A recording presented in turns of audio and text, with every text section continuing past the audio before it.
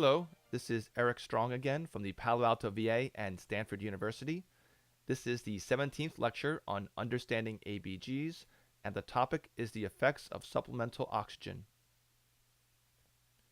The learning objectives with this lecture are to be familiar with the various options for delivery of supplemental oxygen and how they determine FiO2, to be able to apply the alveolar gas equation to situations in which supplemental oxygen is being used, and finally to be aware of the effect that intrapulmonary shunting has on the determination of the AA gradient.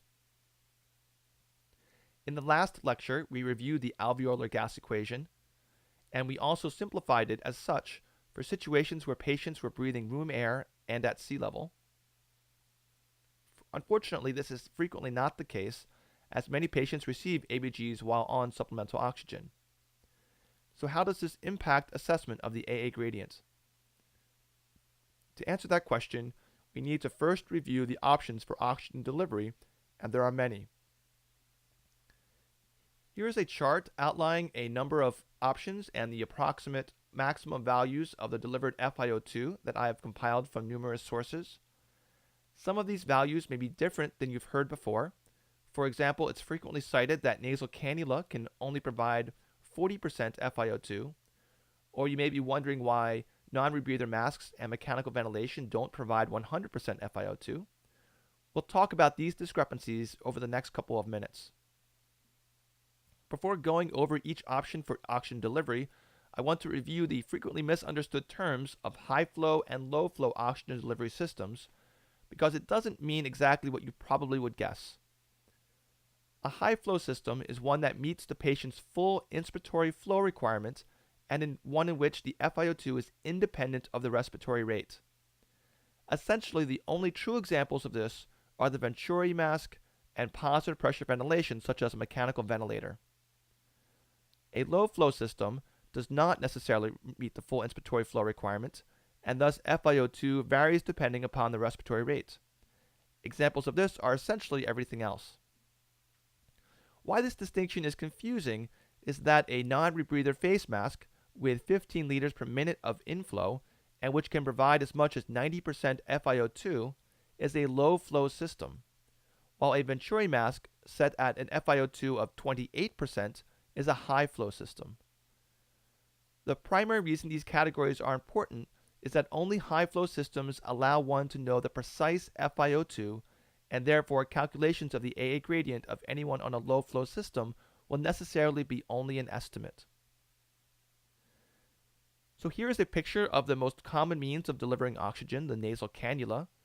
It's nothing more than a plastic tube that wraps around the head, usually over the ears, and delivers pure oxygen through two prongs in the nose. It's not an airtight seal, however, so when the patient inspires, room air flows into the nose from around the prongs. The amount of oxygen delivered in this way can range from 1 to 6 liters per minute, provided either by a portable oxygen tank or through a port built into the wall of almost all hospital rooms. Flow rates equal to or greater than 4 liters per minute should be humidified to prevent excessive drying out of the nasal mucosa. Although more flow than 6 liters per minute can be physically delivered through the tubing, studies have failed to demonstrate any benefit in terms of greater intra-arterial oxygen levels. Therefore, if a patient's O2 sat dictates more oxygen than 6 liters per minute, the patient should be switched to a different delivery system. The precise amount of oxygen that is delivered to a particular patient via nasal cannula is impractical to measure at the bedside. However, there are a few general rules or principles. The first is that the faster the respiratory rate is, the lower the FiO2 is at any level of oxygen flow greater than just being on room air. So what exactly does this look like? Here is a graph of FiO2 as a function of respiratory rate. Here is room air, which provides exactly 21% oxygen at any respiratory rate. Here is 2 liters per minute, and 4 liters per minute, and 6 liters per minute. At a normal respiratory rate of 14, we can see that there is significant discrimination between FiO2 depending upon flow rate, and the FiO2 with 6 liters is somewhere between 45 and 50%. However, for a variety of reasons, most hospitalized patients don't have normal respiratory rates. For example, on 6 liters, the FiO2 sharply declines between 14 and 20 breaths per minute, and then almost levels off at just under 40%, which explains why 40% is frequently cited as the maximal FiO2 for nasal cannula. Also note that at extremely high respiratory rates, such as 40 breaths per minute, not only is the FiO2 at each flow rate much lower, but each additional liter provides little incremental benefit. Therefore, hypoxic patients who are very tachypnic should generally not be started on nasal cannula and instead be given oxygen through a mask. Although I've mentioned that there is no definitive way to determine FiO2 for a patient on nasal cannula, there are a few equations used to estimate this. Here is one such equation where estimated FiO2 is equal to 21%, or 0.21 plus 0.05 times the flow rate in liters per minute. Unfortunately, this is only accurate at normal respiratory rates. Here is a better estimate of FiO2 for hypoxic patients in the hospital who are generally tachypnic. The flow rate here is multiplied by 0.03 instead, but this is still just an approximation, and whenever possible, ABG should always be measured while the patient is either on room air or at the very least with a Venturi mask. Before I move on to some face masks, I want to dispel two related and pervasive myths about nasal cannula. First, nasal cannula is less effective in patients who predominantly breathe through their mouth. Second, that it is occasionally appropriate to put nasal cannula in the mouth for mouth breathers or for patients with nasal congestion. These are both false. In fact, there's actually some evidence that mouth breathers counterintuitively achieve higher FiO2s than nose breathers. For an explanation of how this could be the case, I suggest talking to an experienced respiratory therapist, as these myths are pet peeves for many of them. So now, let's discuss face masks. Among low-flow systems, there are three common options. First is the simple face mask, shown here, which consists of a single lumen tube connected to the bottom of the mask. There are no valves and no reservoirs other than the mask itself. Next is something called the partial rebreather.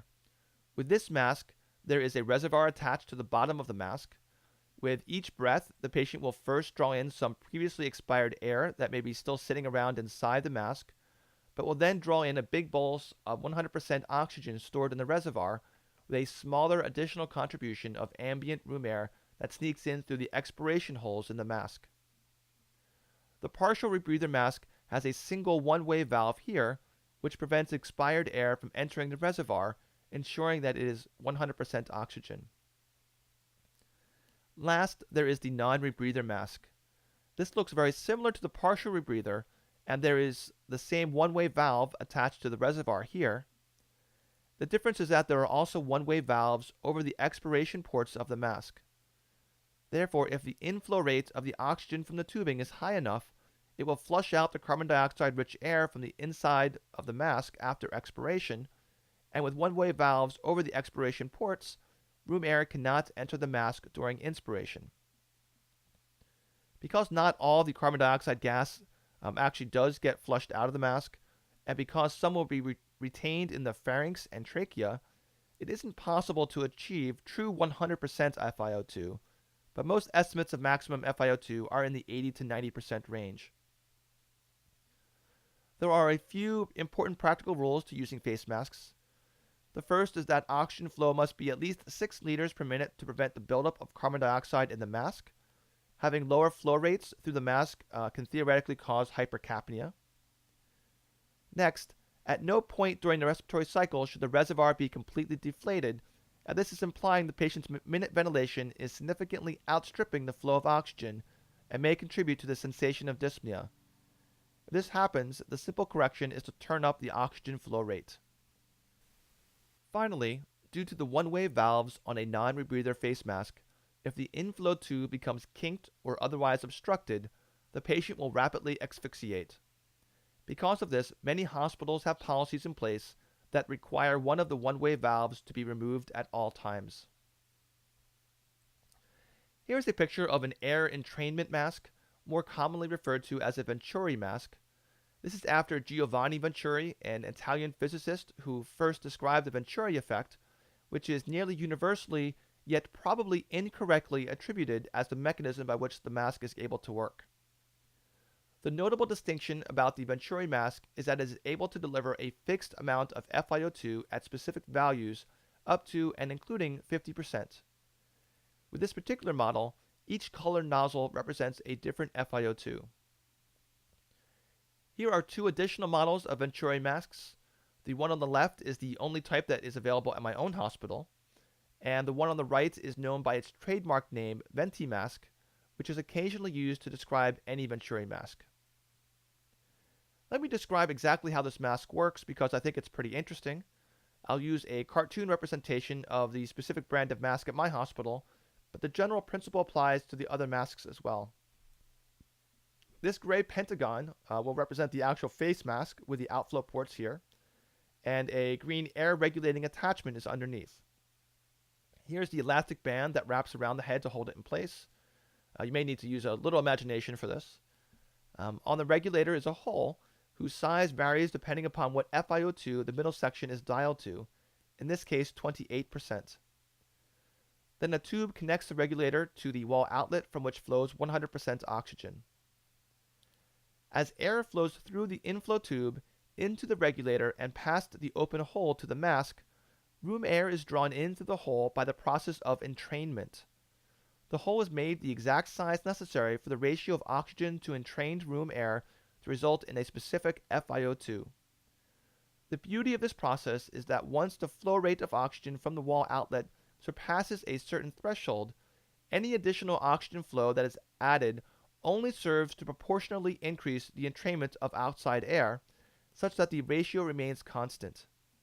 In other words, with this example, whether the wall outlet is set up to 5 liters, 10 liters, or 15 liters, the FiO2 will be a rock-steady 28%. Since no one can ever remember the minimum flow rate for a given FiO2 for Venturi masks, the standard practice is to always set it up to 15 liters. However, if trying to save the hospital money or resources, you could always look up the appropriate values in the chart that comes with the mask.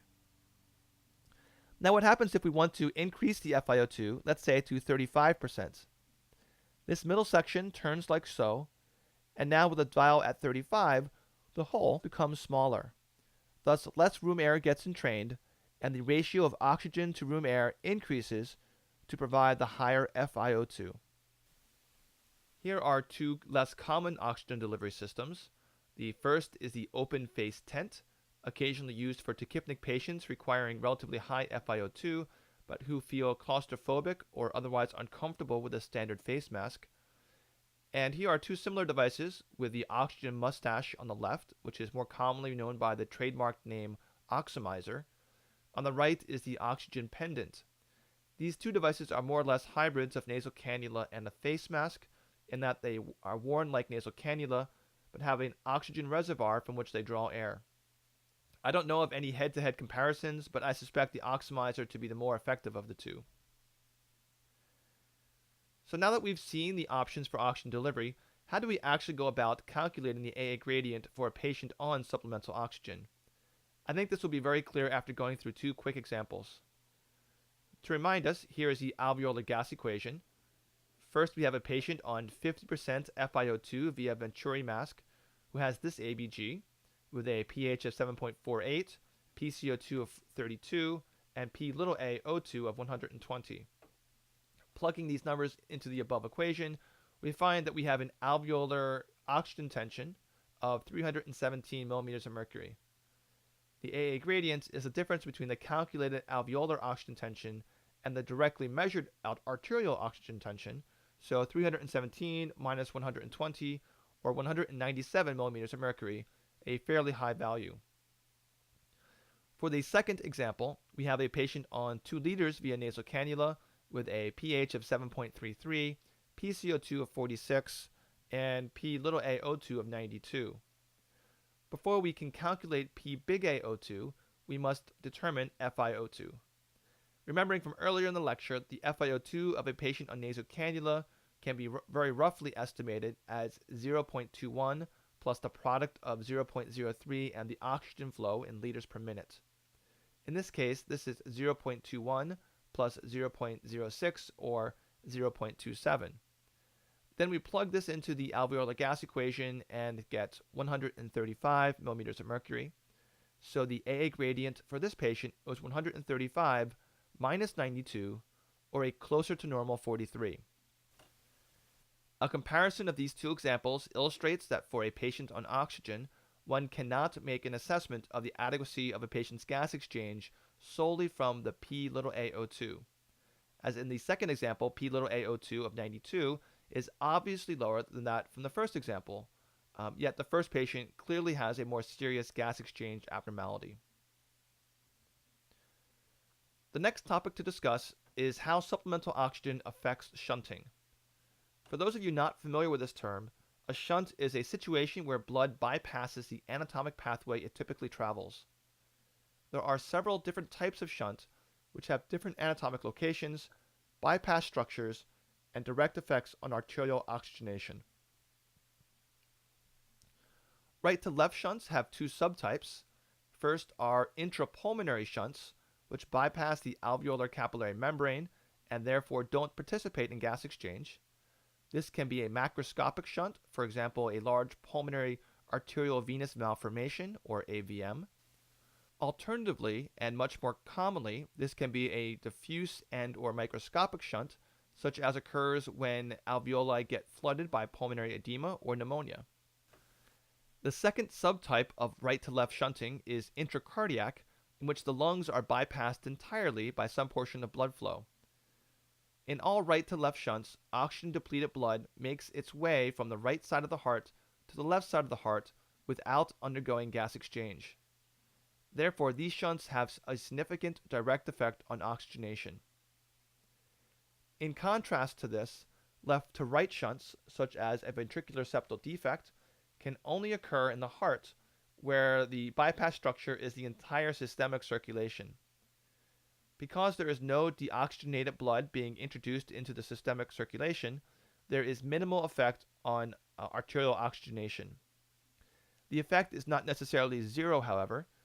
If the left to right shunt is a large enough fraction of the total cardiac output, the increased blood flow through the pulmonary vasculature can force blood through segments that are usually relatively vasoconstricted due to local hypoxia from a regional low ventilation, a process that falls under the umbrella of VQ mismatch. Both shunting and VQ mismatch will be discussed much more in Lecture 18.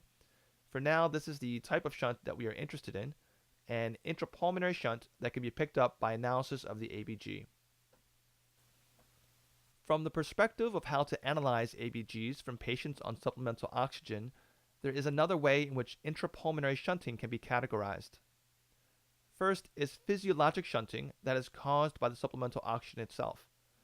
The mechanism of this phenomenon, which is seen in empiric data, is not well understood, but is thought to possibly involve dysregulation of hypoxic vasoconstriction. A common way to include this effect is to adjust the normal AA gradient for the amount of FiO2 the patient is receiving. This can be done with this equation, which again is based on empirical data. The first component, the age divided by 4 plus 4, is simply the equation for the normal AA gradient on room air. And the second component, 50 times the difference between FiO2 and 0.21, is the adjustment for the physiologic shunt. It would probably make more sense to utilize P big AO2 instead of FiO2 for this adjustment term, which would therefore be relevant at high altitude. However, the empirical data from which this equation is derived was done at sea level and with reported FiO2, so that's what we're stuck with for now. The second cause of intrapulmonary shunting is pathologic shunting, which is unmasked by supplemental oxygen. An AA gradient that increases as FiO2 increases, but out of proportion to induced physiologic shunting, as calculated above, must be the consequence of pathologic shunting. At this point, I'm going to go through 3 examples of how supplemental oxygen impacts the analysis of an ABG. Example 1. An 80-year-old man with COPD presents to the ER with progressive dyspnea and cough for 3 days. He appears acutely uncomfortable and is sitting up leaning forward with his hands on his knees. His temperature is 98.5, heart rate 104, blood pressure 135/80, respiratory rate 30, and O2 saturation 95% on a Venturi mask set at 30%. Here is his ABG: pH 7.28, P little a CO2 80, and P little a O2 80. Step number 1 is to check the AA gradient. Here's the alveolar gas equation to calculate the P big A O2. We plug in our numbers from this example and we get a P big A O2 of 114 millimeters of mercury. As the AA gradient is P big A O2 minus P little a O2, this will be 114 minus 80, or 34. The next step is to estimate the adjusted normal AA gradient. Here's our equation for estimating the normal AA gradient of a patient on supplemental oxygen. Plug in our numbers and we get 29. 29 and 34 are close enough to say that this patient has a normal AA gradient. Therefore, the etiology of his hypoxemia must be solely his hypoventilation. With that additional information, combined with a very brief clinical vignette, the most likely diagnosis is probably a COPD exacerbation. Example number 2. A 64-year-old man with a history of coronary artery disease presents to the emergency room with a sudden onset of dyspnea 1 hour ago. He is in moderate respiratory distress with rapid shallow breaths. Current vitals are temperature 97.2, heart rate 115, blood pressure 95/40, respiratory rate 30, and an oxygen saturation of 100% on 6 liters via nasal cannula. His ABG on 6 liters shows a pH of 7.54, P little a CO2 of 28, and P little a O2 of 143. Let's analyze his oxygenation. Step 1 is to check the AA gradient. To do this, we need to estimate his FiO2. If you recall, for a typical patient, a reasonable estimate can be made by taking 0.21 and adding 0.03 for each liter of oxygen. This patient, that gives us an FiO2 of 0.39. We plug this and the P little a CO2 into our alveolar gas equation and find a P big A O2 of 243 millimeters of mercury. Thus, the AA gradient is 243 minus 143, or 100. Step 2 is to estimate the adjusted normal AA gradient. As we saw before, here is our equation for that. Plug in our numbers and we get a normal AA gradient at this FiO2 of about 29 millimeters of mercury. Since 100 is much greater than 29, this patient can be said to have an elevated AA gradient hypoxemia. What's the most likely diagnosis? The clinical scenario describes a very abrupt change in respiratory status. The most common causes of an abrupt elevation in the AA gradient are pulmonary embolism, a large acute myocardial infarction, a pneumothorax, mucus plugging, fast tachyarrhythmia, or hypertensive emergency.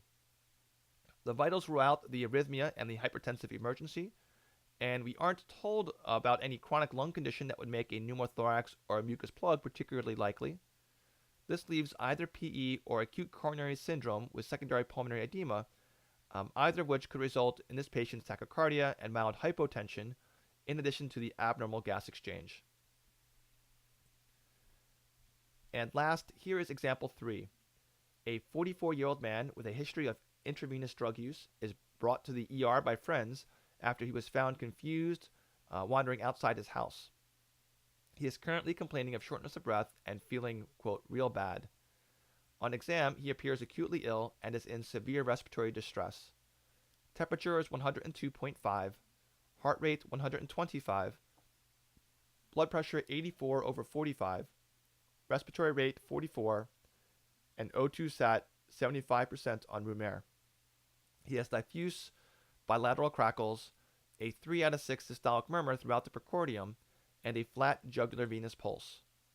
His room air ABG reveals a pH of 7.39, P little a CO2 of 26, and P little a O2 of 48. We will ignore his interesting acid-base arrangement and start with checking his AA gradient. Since he's breathing room air and is presumably at or near sea level, since we're not told otherwise, The alveolar gas equation reduces to this: 150 minus the P little a CO2, which is 26, divided by 0.8. The result is 118 millimeters of mercury. The AA gradient is therefore 70. Step 2 is to estimate a normal AA gradient for a patient of this age, which would be 44 divided by 4 plus 4, or 15. Therefore, we have a mild to moderate elevation of the AA gradient.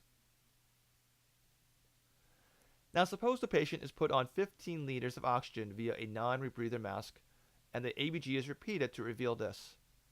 How do things change? Step 1, check the AA gradient. Since estimates of maximum FiO2 via non-rebreather range from 0.8 to 0.9, let's just take the average and say about 0.85 and plug this into the alveolar gas equation. Although this may seem a little arbitrary, these equations provide only estimates anyway. We get a P big A O2 of 572 millimeters of mercury.